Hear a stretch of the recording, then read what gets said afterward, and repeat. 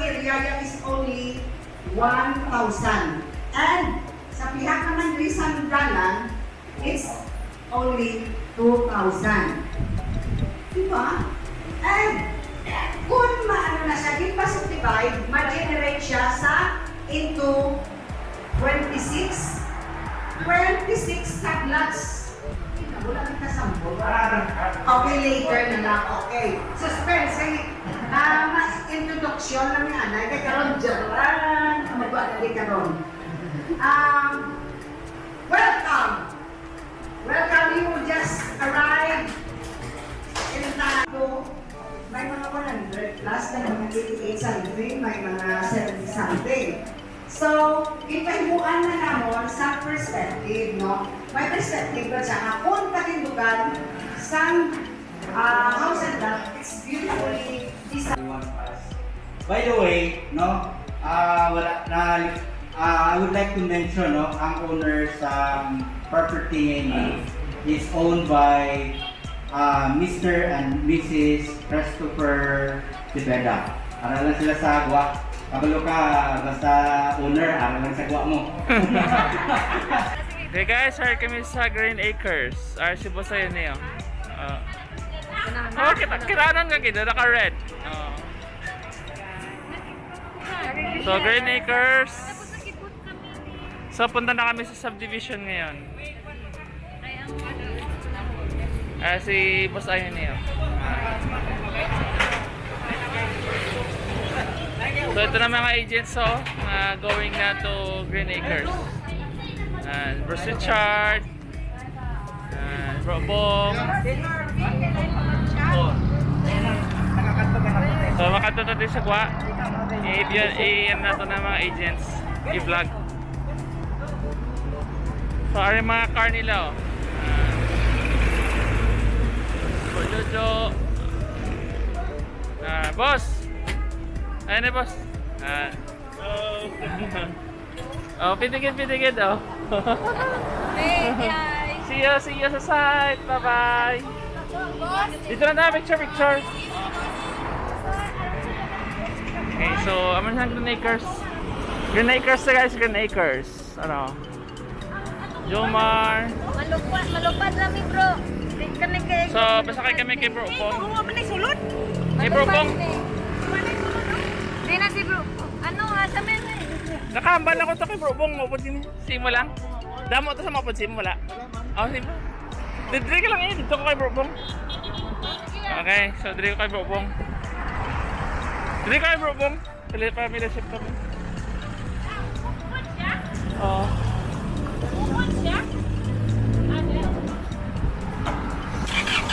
Okay, so let's go. Okay guys, so na kami sa Agustina, Dela Cruz Residence. Nakasulod na kami. Videoan ko lang karon ng entrance liwat, but ato na 'tong mga upod namon, no. Pwede mo kalusot dito? Malusot ko tani.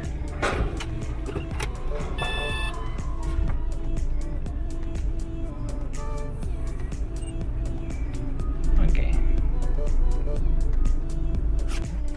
Sige. Din sila ni Bro Richard nag-agi. Dili man? Dito po siguro sila dito.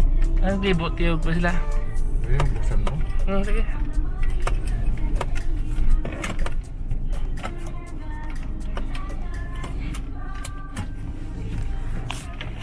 Okay. Guys, so na kami sa Agustina. Muna siyang gate, second gate na ni siya.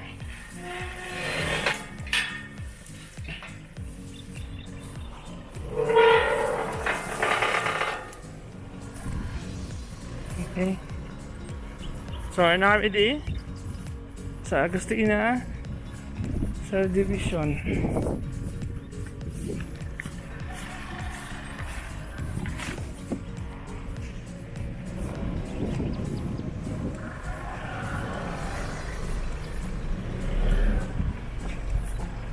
Okay.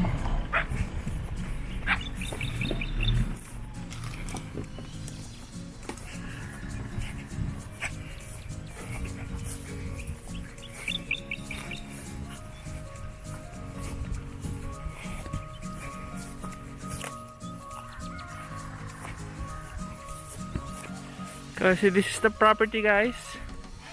As you can see, no? Maganda. So ngayon, medyo ano pa siya, maraming talahib, maraming mga hilamon, maraming yan, no? So soon develop naman ito nila.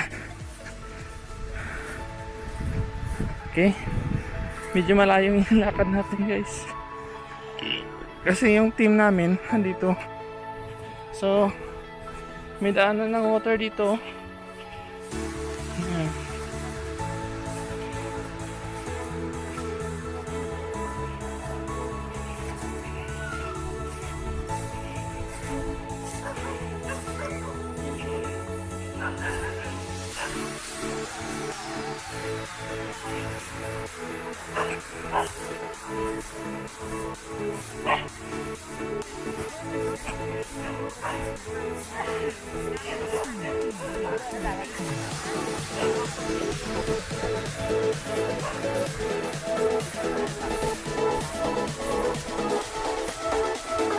Nag-agi mo ito sa gate yung may ngalan ni Agustina, Dela Cruz Residence. Ang main road. Gamay iya. Access road yan siya. Right of way. Ini ya public road din. Dalam ni siya. Ay na ya, yung baligya yan mo. Tulain na. Sold out na yan.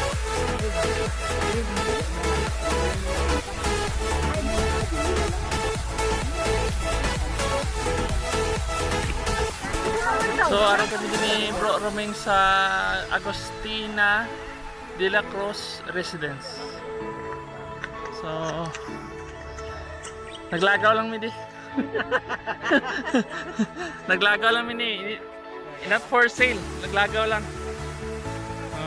Pero kung interesado ka mo, istoryahan lang natin. Pwede malantaw. Pwede malantaw.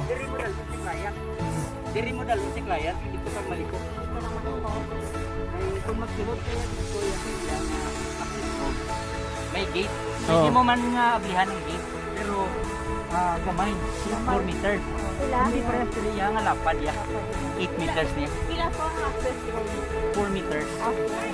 Si Bro Bong dito nag-agis. Yak, lakat ko pa. Picture to picture.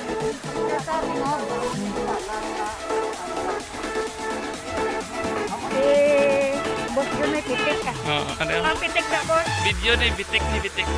Bitik. Bitik ni bitik. Mas tama ini sa bitik, boss, ang bitik. May gagiyo-giyo.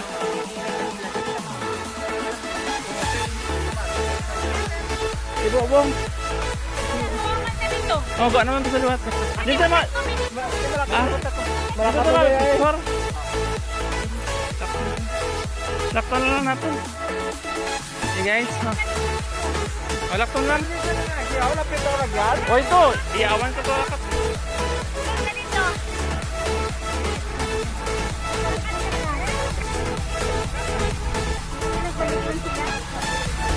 Lakat lang ya. Okay, so we're going.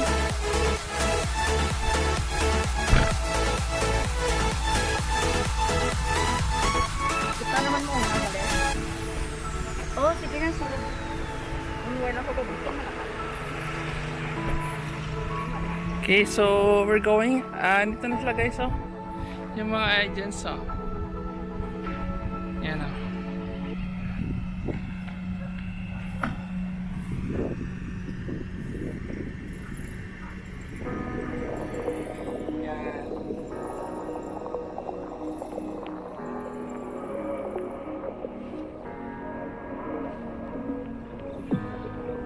Okay.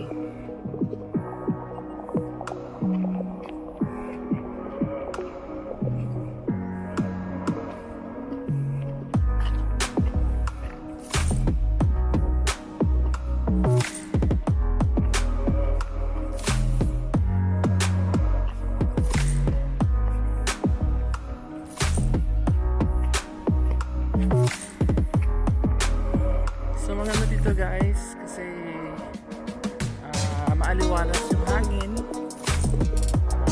Tapos malayos yung pollution. Very accessible naman siya guys. Sumakay ka lang na handuman ng jeep. Then once you have reached the Brgy Felisa, handuman, sakay ka lang ng tricycle. Malapit lang siya.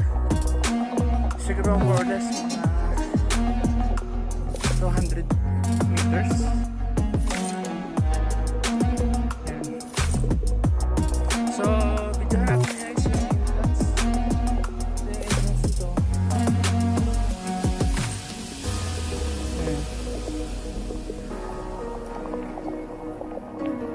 Ayan. Ito yung entrance.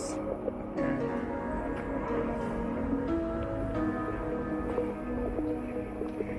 Yan yung entrance guys. Ayan.